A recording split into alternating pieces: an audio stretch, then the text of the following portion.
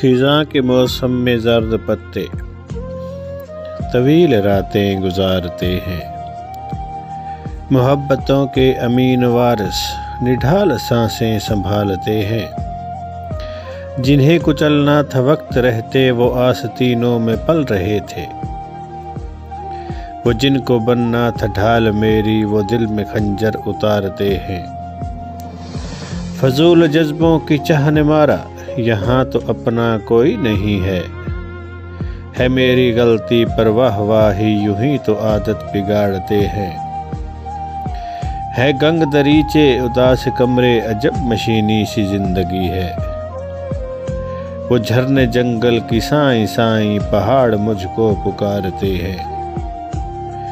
بہت یہ چاہا کہ چھوڑ دوں سب مگر میں دلدل اتر چکی ہوں، شہر سے ہے مقتل زباں بے نیزے یہاں پر تانوں سے مارتے ہیں،